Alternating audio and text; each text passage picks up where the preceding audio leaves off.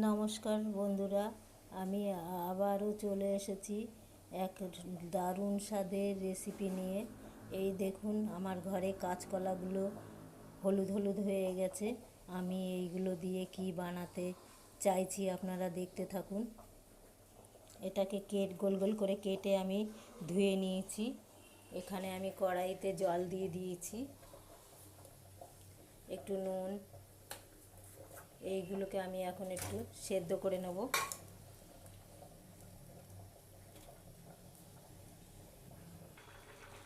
আমার কলা সেদ্ধটা প্রায় হয়ে গেছে। এইখানে নিয়ে নিচ্ছি আমি বেসন,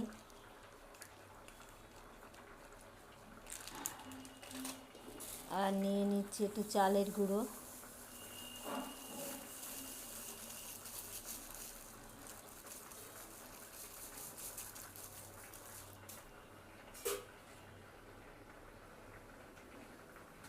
স্বাদ মতো নুন,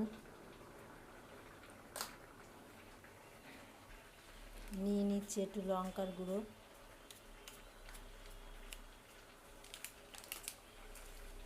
হলুদ, বেসন, চালের গুঁড়ো, লঙ্কার গুঁড়ো, হলুদ, স্বাদ মতো নুন। দেখুন আমি কি করছি।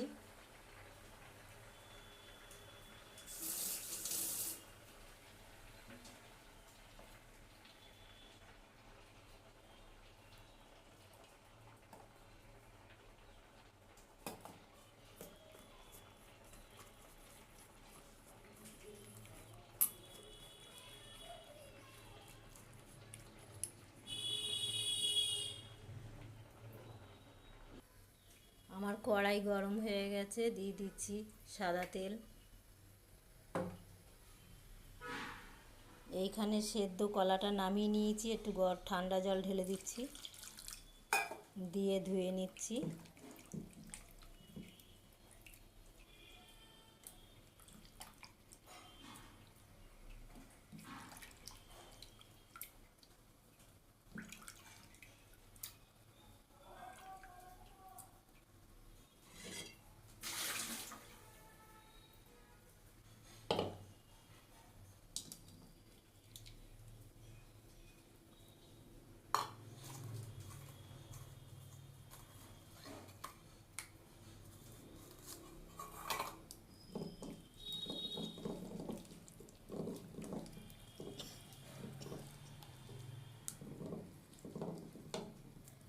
আপনারাও এইভাবে করে খাবেন, দেখবেন খুবই ভালো লাগবে।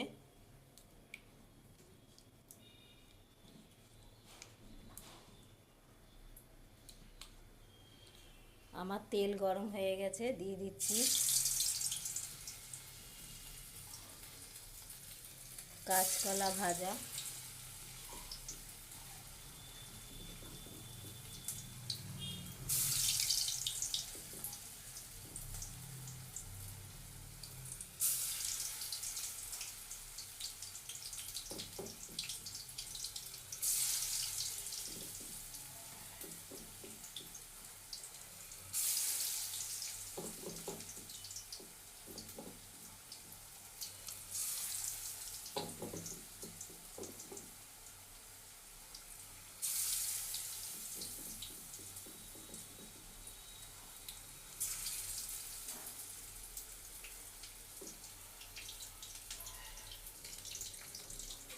এই যে আমার এই পিঠ হয়ে গেছে, আমি উল্টিয়ে দিচ্ছি।